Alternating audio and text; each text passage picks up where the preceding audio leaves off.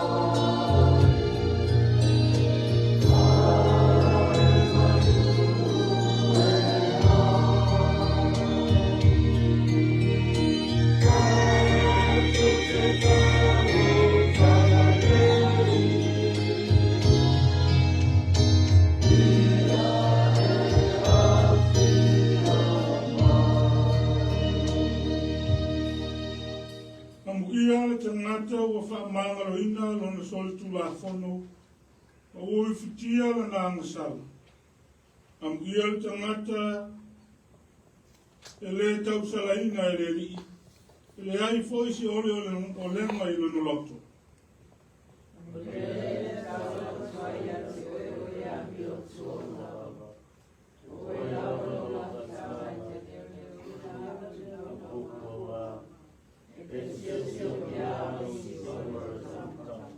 Tato foi kau whakasi.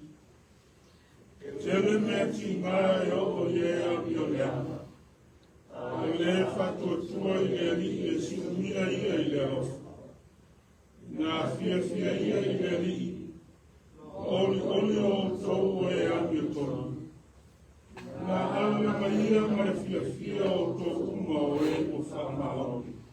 tātou tāu. Ma nawa maia anganga pa iai o mātou loto nei. I e whapa ia ina o mātou tangata tā kuai. E mawhai e o na mātou wofo ina atu. Le nei tāpo inga i le nganga ma le whamaoni la. O mātou wala au e ala i loulawa swafa Iesu. Amen. Lea tātou vi atu i le tua i le pese lua se laus fulma le lua. Lua se laus fulma le lua le pese.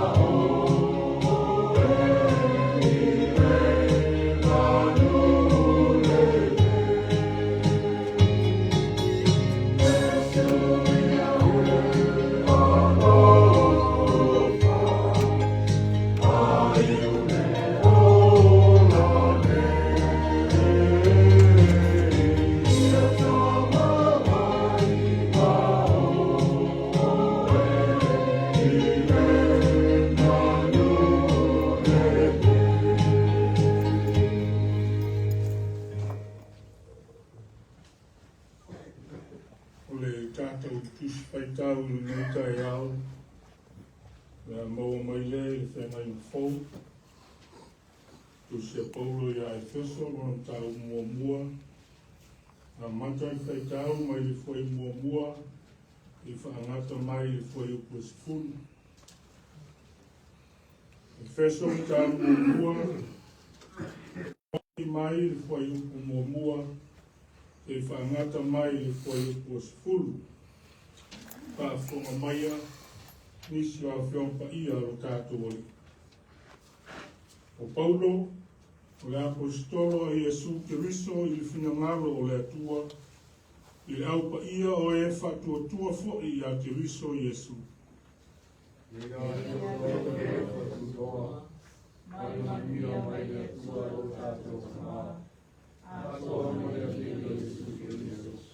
Ia whawhitaia le atua, o le tamao o tātou ali o Iesu Keriso, o le wa whamanuia mai ia i tātou i mea umalava e manuia ai i la le ngana, i mea o le langi ono Keriso.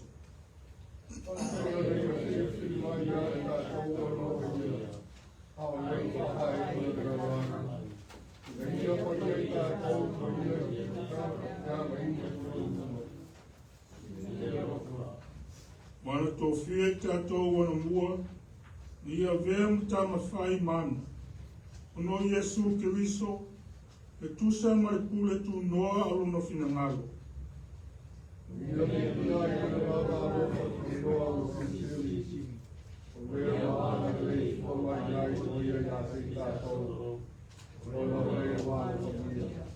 O ia foi o tātou mawai e tō miola i lona totu, e whaamangaloina o anga sala, e tusa mai o loa whaulai, o lona alofa tu noa.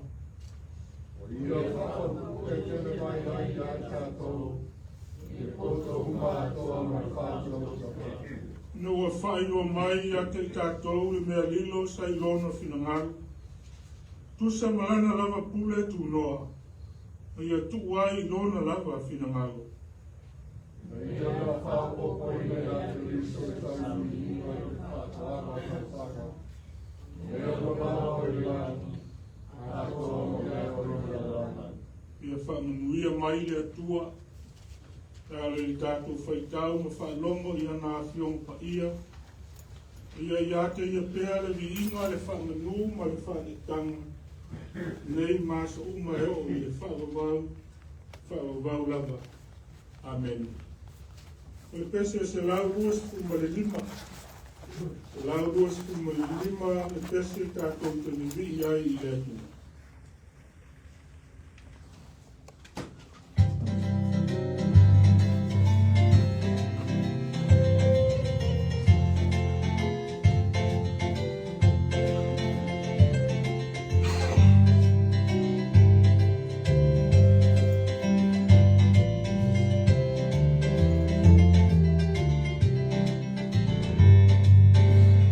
Prophet, I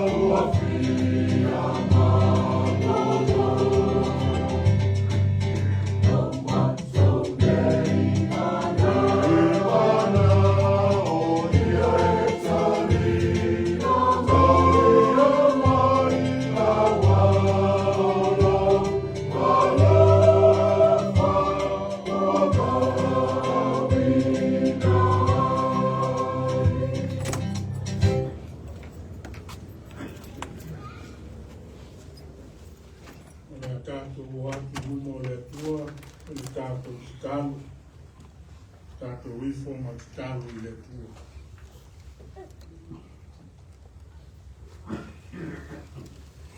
Le atua si ese, le atua tau tasi pa ia, le atua le tamā, ma le alo, ma le angang sa. Toe poto manuia lau e kalesia, le nei tae au fau, e au tutoa tae au matanga o fio o lau fio. Faali mai o lo malama lama, o lo alofa tu noa i le soifua ma le ola o utangata. I o mātou whaafetaia, lau whaatautaina pa ia le atua ma le alofa. Nāwa yaso ua mau atu i ngā ruenga ma fuafuanga whae ainga. Tāla vai sa whea ngai mta mā ma tina ma whanau. O a o onga foi sa o atu ai le whanau ma toi foi manuia i ainga. Wa watu foi le pongi sa ma o na whainata sa ufiti ai i mato uma. Wa tai le neitai au fau manuia. Au se lau le leu e toi au maia i ai mato uma. E o mato sauni ai le nei tāpua inga e tāpua i ai. Mato vi ai ma whaaftaia lau o fio le atua silsilesi. Wa o loa lofa. O loa lofa. O loa lofa o sili lea. Mo i mato uma. Aftai le tua i lau lama uina o me uma. Aftai mele le uma o e saunia pea mo lo mato o. Ele o lau tamau a inga whaasoa mai. Mato tufi tau whao mele lei. A tia e ai o mato a inga ma whanau. I tu tonu o le nei a tu nuku. Ia mai se o le whaolo lo ina ma le whaalauta le ina o lautalo le lei. Ia la ia Iesu Kiriso. Aftai le tua i lautau singa. I le soifua o te maa ma tina mātutua o lau e kalesia. O mātou mori mawina i pēa o lātou sangi mai. O lātou fia tau tua pēa ma au auna i lau fia. O mātou tangata fia au auna. Ma ofu atu le soifua ma le ola. Tau tua ai lau fe au ma lau ngā luenga. Ka aftai ta maa. Wa o lo manuia pea lau fe au ma lau ngā luenga. O lau e kalesia o lo mātou lotu mai ai. I lea so sa ma lea so sa. Ka puai ai ma ofu atu. Le tau lama i lau fia. Tiri sili lawa, ma le tau alunga o le mātou whaafetai Iesu. Mo lou lawa soifua ato. Ofo ina mai. A e maliu ma toi soifua manu. O le toni ola ina o mātou tangata angsa. E lalo langi ma angasala. Leo mātou mau ai le whaolaina. Whaolaina o mātou tangata angasala le atu. Awa e au maia fo i le ala. Le ala e tasi mātou te mau ai le ola e whaomau. E tu mau lau fiole vi ina. Le whamanu ma le whanetanga nei masa uma. E o i le whaomau. Le atua a whai mātou te tō laulauina au mātou se ma whale tonu. A o mātou wāna sala i lo tātou wāwhenga. E alu lava le nei aso.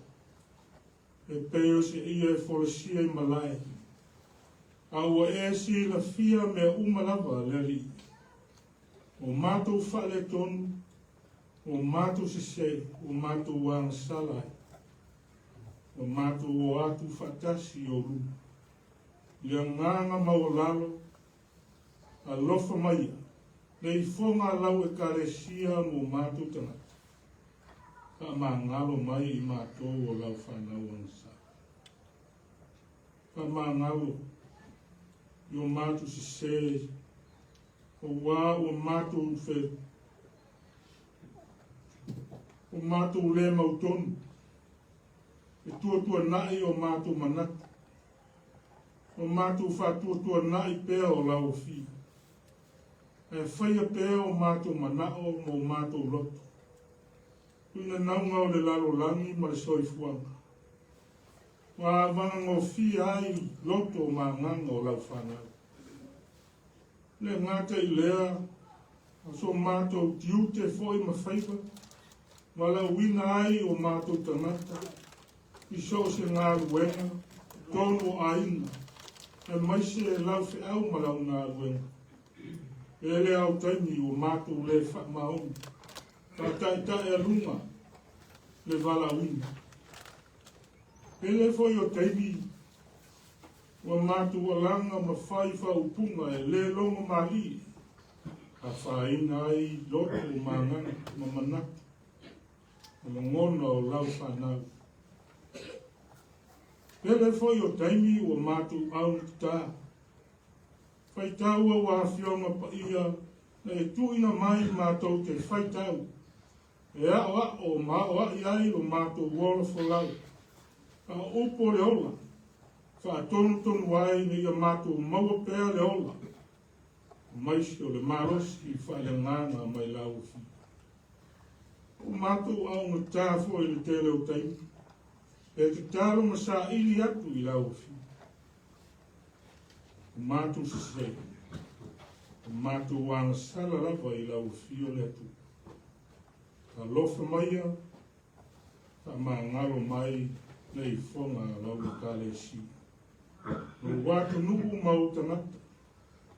O le maliu lava ma le toe soi fua manu ma lo o Yesu na e sauni. Tō miola I ngai I mātou o lau lava whanau rangsala. Liuli waro mai au whafonga alofa le atua o mātou tama. Wao lau fio le alofa fua ma le alofa muti vale lava.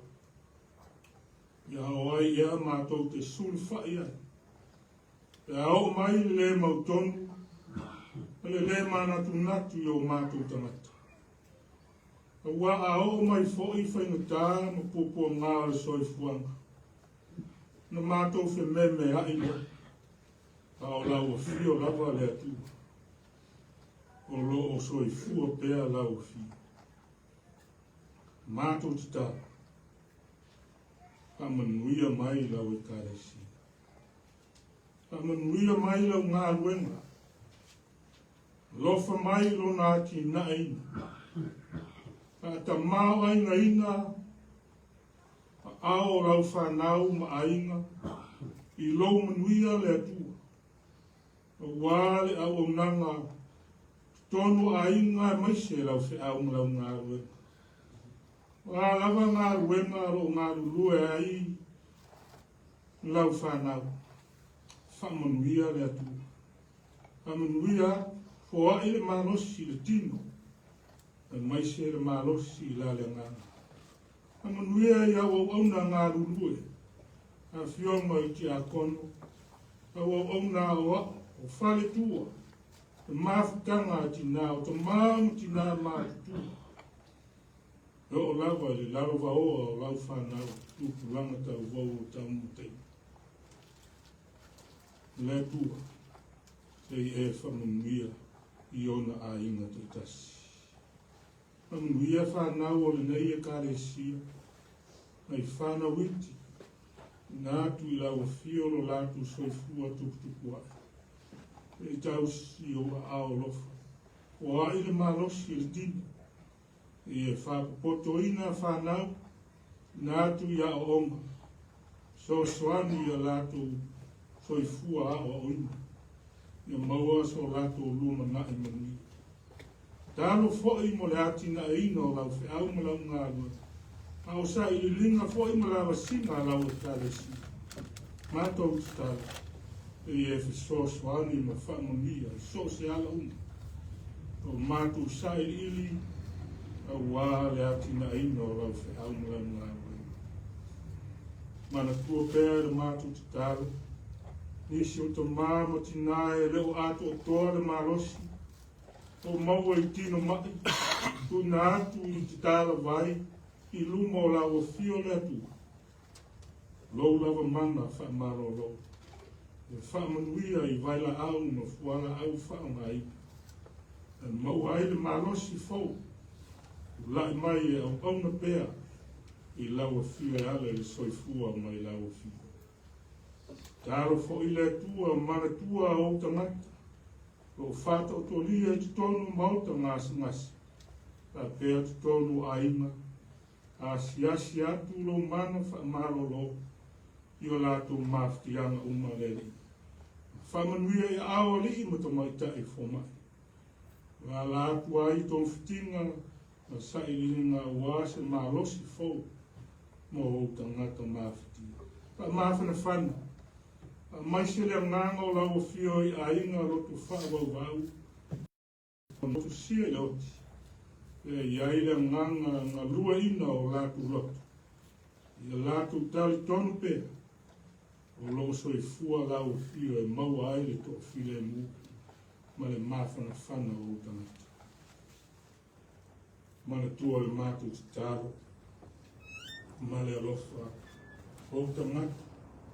Lau whanau o lo mawhatia pēr, lo fia whainu, mate laina le fia ai, so se vaipa noa o le neilalo langa. E aini mea o no nofo ai, lo longa ma mawhui, wa whaina ai le soifua o tangata, le mātu te talo ma le lofa le atu, e iang le iatu wha mawhana whana, pa maisi le nganga o lau fio ma wha manuia i ai lato. O e si la fia, i lalo langi vevesi, ke tawa ino o malo, ono le fia so e ino le pule e wha tangata. O lau fio le atua, o na o lau fio ma lau pule au au, e toa file mu ai lau whanau. I e anglele lau fio ma musu yona taita. O malo te tasi. E maua e lau whanau le nofo whao whani. Ma le file mu o lau whina ngalo le. E manu tua fo i le mātu te talo. Se o mātu watu nu pele o Samoa e le ngalo i o mātu loto. O mātu o nganga. O mātu ainga ma whainga malo o whainga nu. A lofangia e lau fi. So swani ma musu yon taitai. Ia latu taitai ma le alofa. Ma le ami o tonu, ma le ami o lei. Whainga malo ma whainga nu. Ia mau e ainga ma o tangata lau tele lau manuia le apu. Mātou te taro fo i leli. A lofa mia a ainga i le vasa Pasifika ma le lalolangi atoa. E iai pēa lau file mu. Mana tua fo i le mātu talo au e kālesia. O lo tō fia ai lau au whai ngā luenga ngā ulue. E tai lola whaile nganga o lau whanau ma au e kālesia. Maua pēa e mau e tele. O a i le mālosi. O a i le mau e tai le tele o lau fia. Maua le olu. O a e ola whale nganga o tangata. Ni a tupu ma ola pe, a nganga mo ele tua ma lo malo. Whamanuia ia o ngā whawhai whiau. Tō hao tō wina ai lau whaingā ruenga ngā rurue, a wau whaingā ruenga tala. Tāla ina lau tala le lei le lalolangi ato. Whamanuia fo i ana. Iaua au auna whai a onga o hao tō wina ai. Wa o ina lau whanau a tau. Whamuia e ngā ruenga. Mātou te tāro fo. Ia ma mana tua fo i tāma whanau o Samoa ma i lātou unga. Nātu i tonu o onga maurunga o kolisi ma universite. Whamuia i a lātou tau ma whaina uma leli. E aru o lau talo le leili nei aso. Ia aru mai mana leri.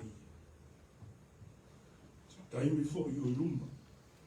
Ma tō whaalonga longo i se upu mai lau a whionga pai. Tala ma mātou whaalonga. Ia mātou whaalongo mai manino au e whetalai mai. Ia au se whiau tā ua. Mo i mātou e le ngata o le nei aso. Au aso uma o le mātou o. Le nei vai aso. Fuafuanga ma lawa singa lau e kalesia. O ngā luenga ma whiau ma o ngā lau whanau. Ia iairo file mu ma lomu ia le atu. Taimi foi o luma mātou tāngu fia. Lau lao ai pa ia, lau tino ma lau toto pa ia. Whaamu ia ma wha pa ia i mātou uma lere. O le mātou ki tālo le. Tasi ai ma le mana o malilo le tangata lau i. Mātou wofo i nātu le nganga whaatutu. Ia whai ai pēa lau lava whina ngalo o le atua. Ai aua lava so mātou whaatau ana. Lau lava swafa Iesu. O mātou wole ma wala au atua nei. Amen.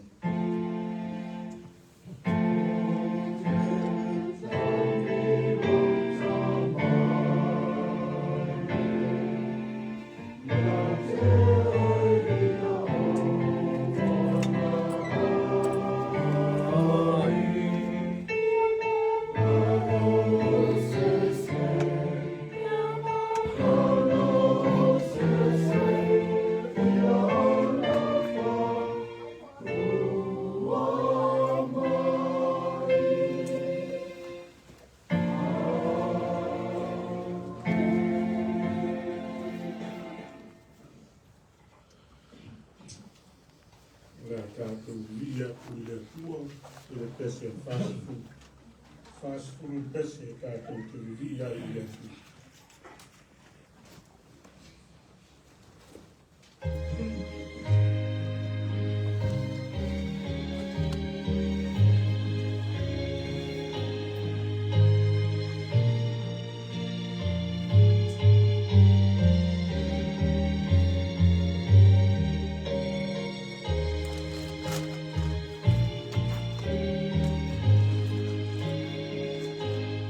Oh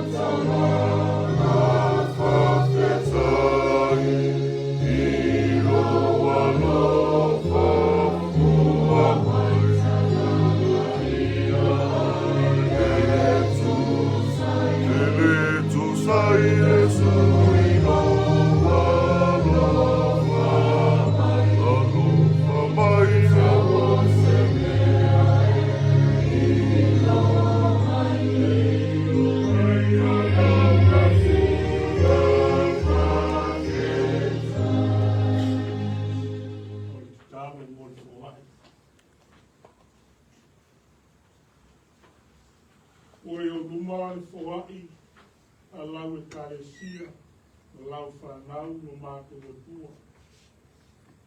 Au ni whamanuianga o e ofo ma whaasoa mai, mo le soifua manuia o tangai.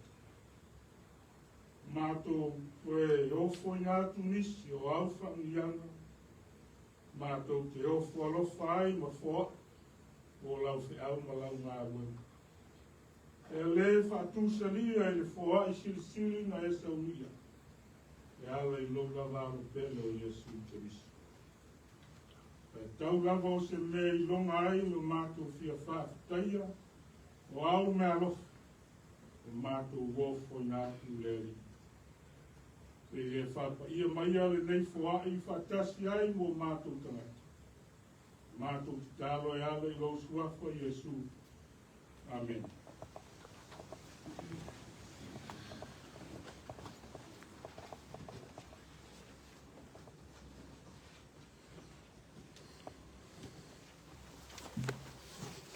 O le lau e le suafa mamalu o le tua o le tamā, ma le alo, ma le ngangu pa ia. Amen. E matua filfilia e pusa ai ma le tusi whaite waso a le kāresia o au. E maua mai le whaiupu e whā ma le whaiupu e lima. O le tusi leo e feso tau mua sa tātou whaitau, whanongo iai. O te toe whaita wina. Ta peo na ia filifili mai ia i tātou ono ia. O lei whawaina le lalorangi. Ina ia pa ia i tātou ma ia le matau le angaina i ona luma. I le alofa.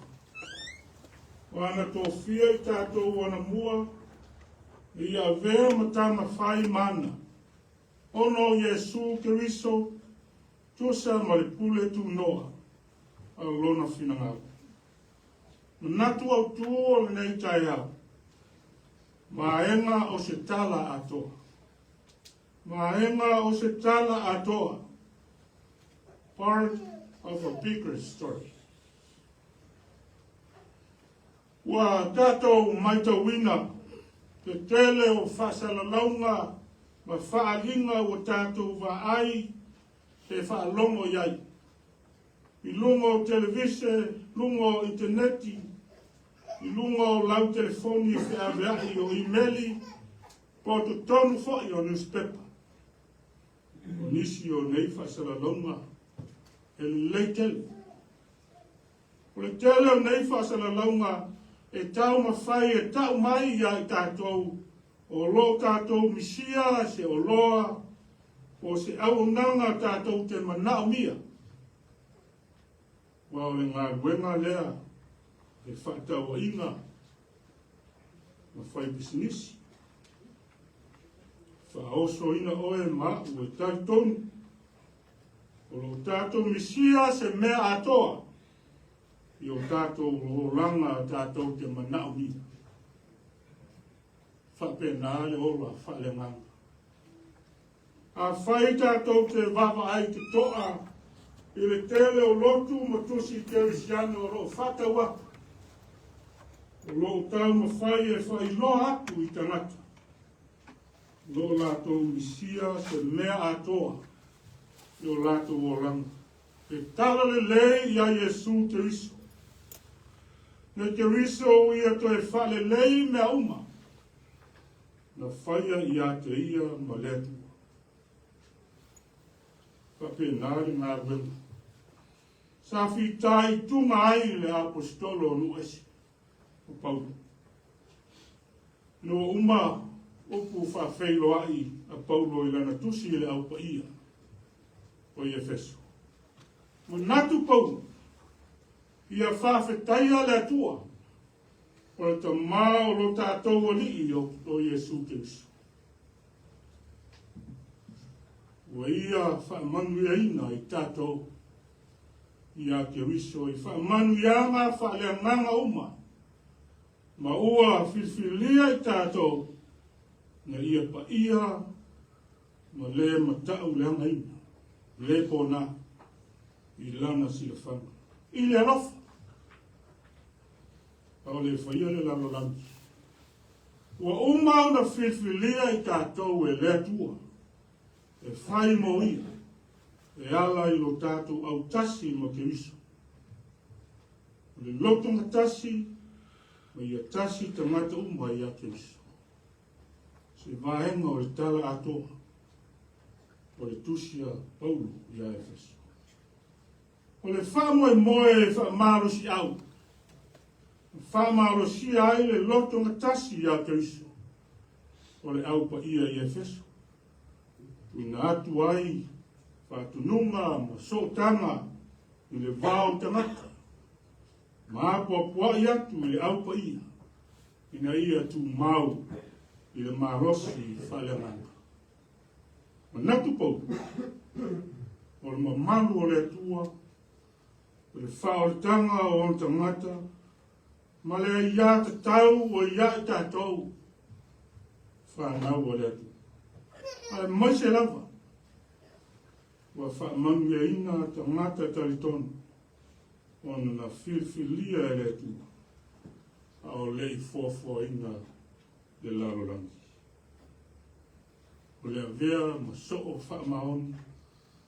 Avea ma keusiano whaamaoni mo ke riso. O se vaenga atoa le nā o le tala.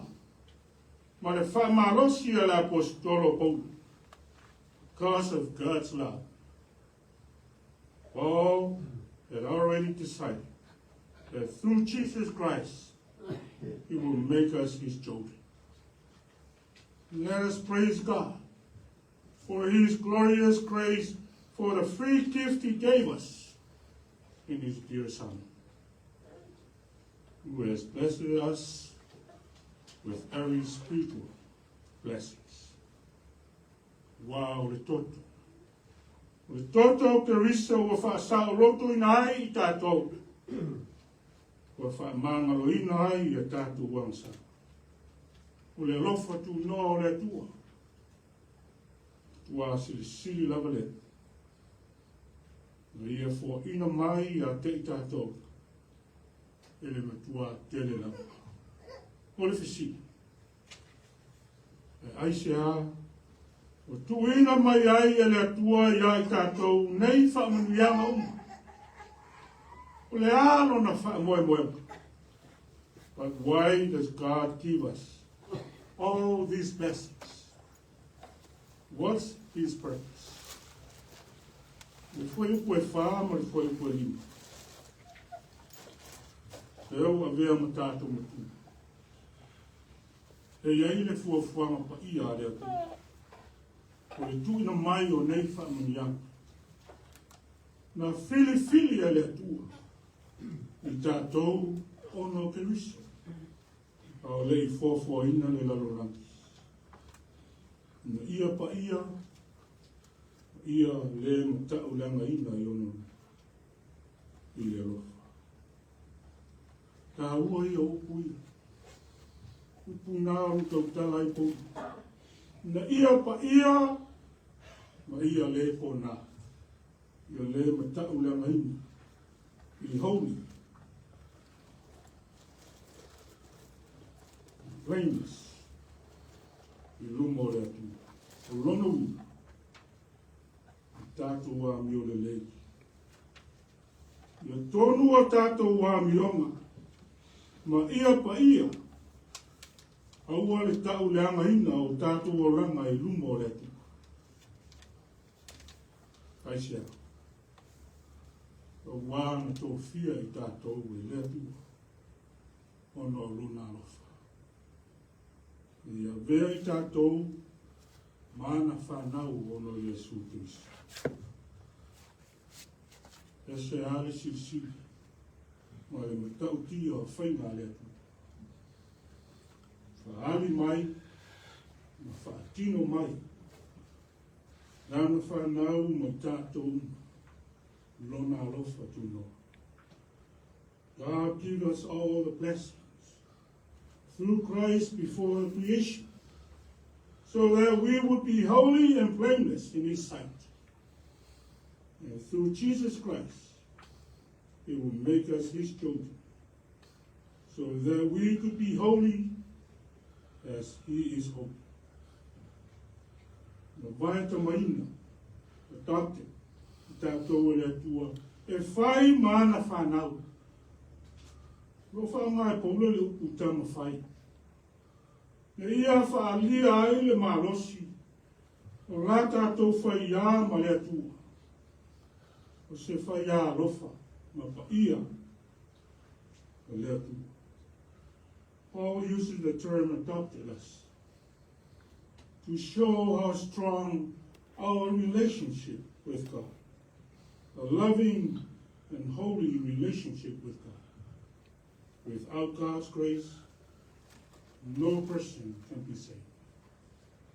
Au noa ma le atua, ma le alofa tu noa o le atua. Le ais tangata e ma whai o na whaoleina. Ia maua lea whaoletanga, e te tau na tātou whai o aku i le atua. Tātou te le ma whai o na whaoleina I tātou la. E nao le atua e ma whai o na whaoleina I tātou. E ala I le whatua tua I a te risa. Whai lo mai le atua I a tātou. Nana fuafuanga lita. Whatatau I a te risa. O le fuafuanga lea e whatau niu ailo na whina marumali. E fuafuanga lea tua. I le taimi I te tau na te au maia whaatasi ai me uma. I lalo le pule a te risa. Ina ia au tasi ta mata uma. E le tino e tasi a te risa. E le mawhaima tātou whaia se mea. E mawairu tātou tūlanga I lumo le atua. We can't do nothing to earn our standing with God. O se whamanatu, o tātou whamanuianga, whaleanganga uma, ma lo tātou whaolatanga e nao te riso lava. O I tātou, o lona maru pa ia, ma lona awhioanga. We are His holy temple and dwelling place. Le ngana pa ia, lo tātou whaamau whailonga. Le whaamau ninga o lo tātou tofi. O lo nofo le ngana I tonu I tātou o te mata kai tonu. O whaia fo I tātou. E au dea maafio anga o le atu. Sia I tātou. Le loto matasi ma au whatua tua. We are bound in unity to other believers. Tasi le tino, e kasi le whatua tuanga, o fusia tātou whaatasi, o no lo tātou whatua tua, o no te riso. O le loto matasi tono le kāresia, e tāua, ai au noa ma se whesiringia, e manao mia e te ngata uma, ua tai tonu ia Yesu Kristo. E te tau fo, na tātou malamalama, o ai I tātou ia Kristo. Whapea o na tātou wola ai. le kālesi. Le au pa ia na Samo uma. Le na o se tau lima. Tātou te noa i o tātou tāpu lima. Po se filifili au loe a soa i o tātou ua. Ai o e tala le lei a Yesu Kirisu. Na whao le ina e oe mahu. Ia maua. Ia teu ma soa i o tātou loto. E whao vau. O le tala atoa le nā. O se vaenga le nā. O le tala atoa. A whaasana la wina e apostolo le atu. O Paulo i nuesi. Whai lea. Ma soa i o tātou loto o manganga. Tātou te ola ai le ngata o le nei aso. O aso uma o tātou ola. Amen.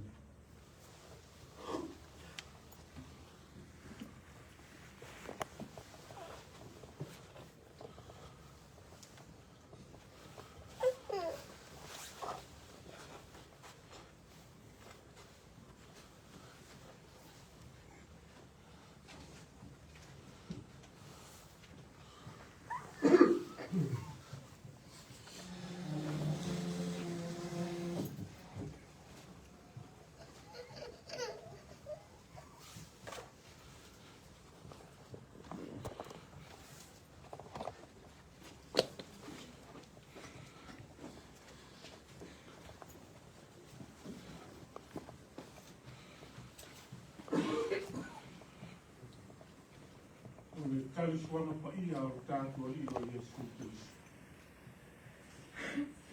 Wā o whake lava o nā alofa mai o le ua i le lalolani. Mo iau mai ai o nā alo e to tasi. Na ia le whanau se tasi, whatua tua i a tei. Ia maua ia le ola e whaua. Tātua tata.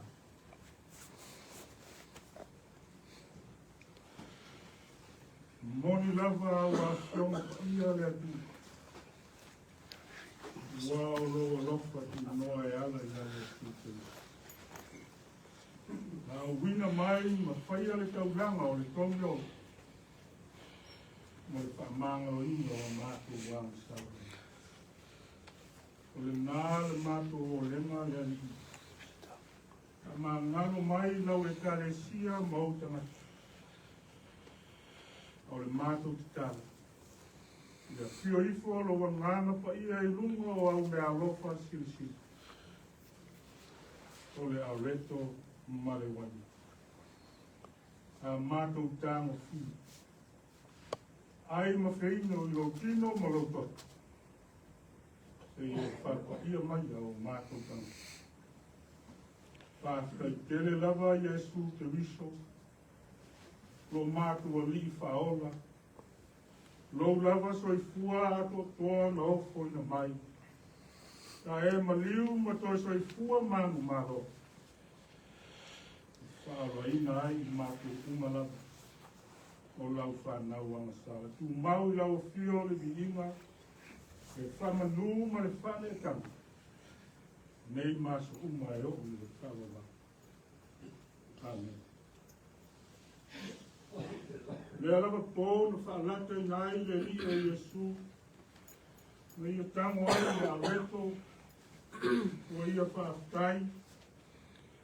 Tofi ai lea ma whai atu. Nā tango ia I nā ai. O lau tino le nei o ua tofi masui o tau. I o tau whaia le nei mea ma whamantunga I a te au. I asa uma o te aia. Ua whapea fo I le ipu. No uma na lātou ai o ia whape atu. O le ipu le nei o le whengai ngā whau lea I lo totu. I o tau whaia le nei mea ma whamanatuma I a te au. I asa uma tau te whainua.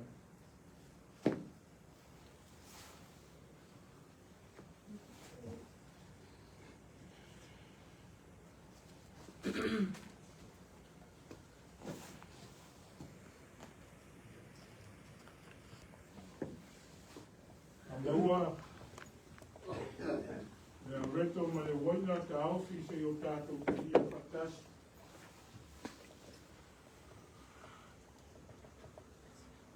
Umaile tātou pese se lauas kumotot. Umaile ne vai puna eo no fosalane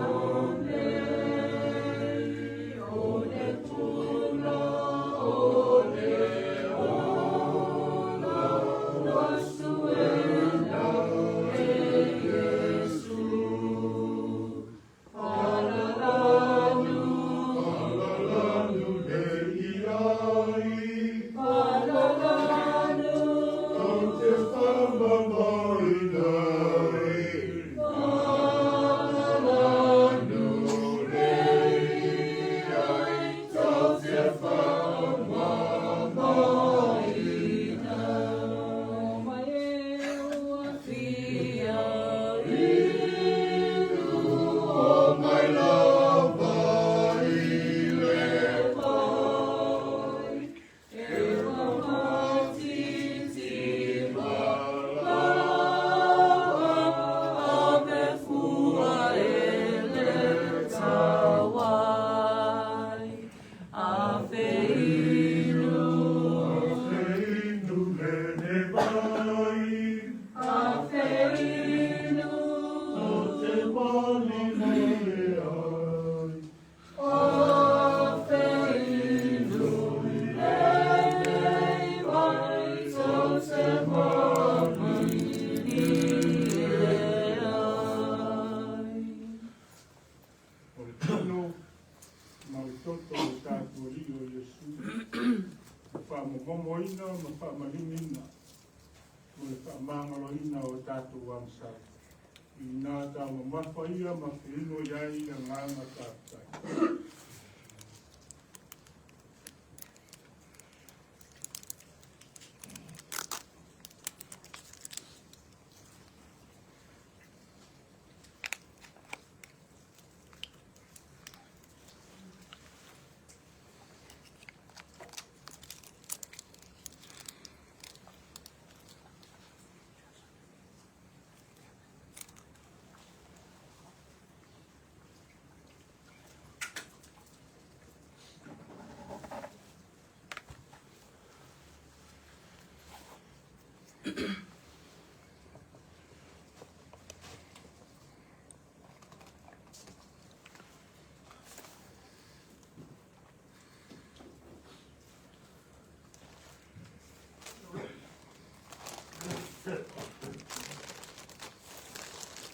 Resi lea vahenga tā ua.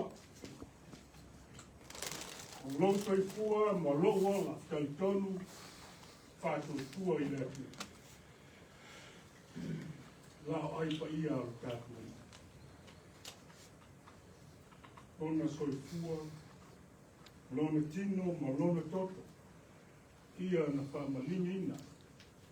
Whamamomo ina. Mo oe mai. Tangata ang sawa. Aore taulanga e Cccas. Tātou maua i le ola, a maua ki le ola. Tātou te tātou. Ioe le atu. Ua mahe au na mātou whātaunu ina. Lau pola ina mō i mātou au. Ile nei lava lava. Soifua ato toa lohalo Iesu. Te mātou maua ai le whao i tana. Te ngata o le soifuanga ne. O le ola e whao rau. Te mātou te talo. Bea ia le maliu mai toi soifua manu malo Iesu. E whai matai ala i ola pēr, matuku pēr i o mātou tangata. No mātou wola, whātua tua e mātou wola ai. Mana tua pēr. Lau fio e le ngata o le nei aso o aso uma o le mātou wola. Mea o toe o le nei tāpu nei sauninga le tu. Pa maa ngalo mai lau e kare sia o mātou tangata. Le Mātou ki talo lea latu lo suafa Yesu. Amen.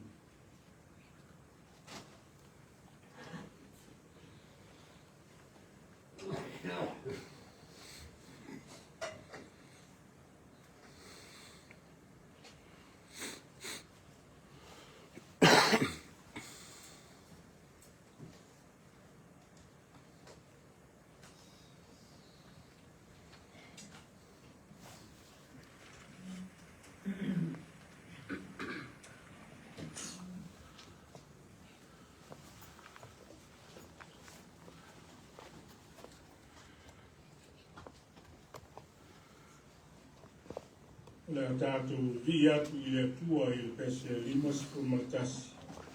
Limas fumatasi le pese.